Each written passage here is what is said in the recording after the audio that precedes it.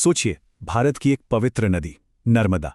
पर क्या हो अगर वो नदी सिर्फ पानी का बहाव ना हो, बल्कि एक जीती जागती देवी हो। आज हम इसी रहस्य को समझेंगे नर्मदाष्टकम के जरिए।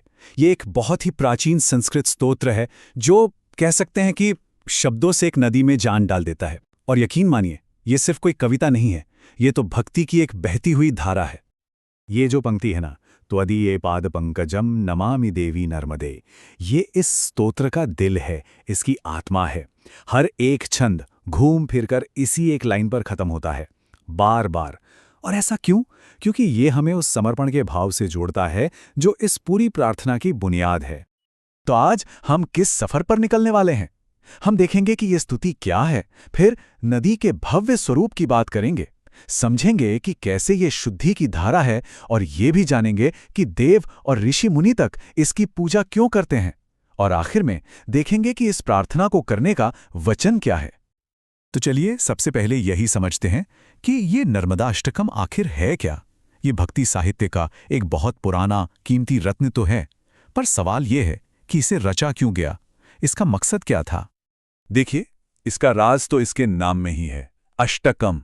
संस्कृत में अष्ट यानी 8, मतलब ये 8 छंदों का एक समूह है, एक स्ट्रक्चर्ड प्रेयर है जिसमें हर एक छंद देवी नर्मदा के किसी एक खास गुण के बारे में बताता है। और इसे रचा किसने? महान दार्शनिक आदि शंकराचार्य ने। ये उनकी ही कलम का कमाल है कि उन्होंने अपने शब्दों के जादू से एक नदी को, एक प्राकृतिक शक्ति को, एक पूजनीय देवी का रूप दे दिया। अब थोड़ा और गहराई में उतरते हैं और देखते हैं कि ये स्तोत्र शब्दों से कैसे एक जीता जागता चित्र बनाता है। नदी कैसी दिखती है, उसके अंदर कौन रहता है, सब कुछ। इस स्तोत्र की जो काव्यात्मकता है वो वाकई कमाल की है। शुरुआत ही नदी की गति से होती है, चंचल उछलती लहरों से चमकती हुई। ये सिर्फ एक वर्णन नहीं है, ये तो जैसे शब्दों से खींचा गया एक उत्सव है जिसमें नदी का हर रूप नजर आता है। और ये नदी अकेली नहीं बहती। स्तोत्र में साफ साफ मछली, कछुए, मगरमच्छ, सारस, इन सब का जिक्र है। इससे पता चलता है कि नदी सिर्फ पानी का एक स्रोत नहीं, बल्कि एक पूरा इकोसिस्टम है, एक अभयारण्य है जो अनगिनत जीवों को जीवन देती है। तो ये तो हुई नदी के बाहरी रूप की बात।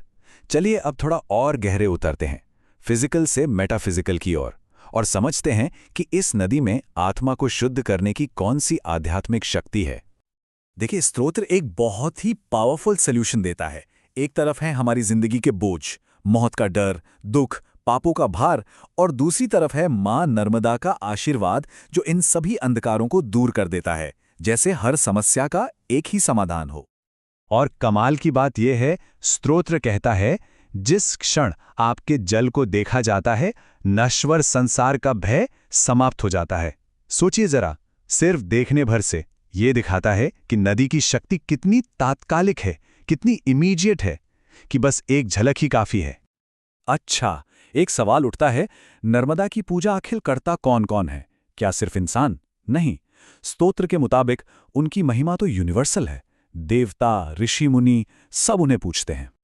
ये लिस्ट देखिए, बड़े बड़े ऋषि जैसे वशिष्ठ और पिप्लाद, किन्नर, गंधर्व, यहां तक कि असुर भी, सूर्य और चंद्र देव भी उन्हें नमन करते हैं। मतलब हर लोक के प्राणी, चाहे वो कोई भी हो, नर्मदा के सामने सिर झुकाते हैं। ये उनके यूनिवर्सल स्टेटस को दिखाता है। और बात यहीं खत्म नहीं होती। स्तोत्र उनका दर्जा और भी ऊंचा उठाता है। ये कहता है कि हिंदू धर्म की जो त्रिमूर्ति है, ब्रह्मा, विष्णु और शिव, वो भी नर्मदा की पूजा करते हैं।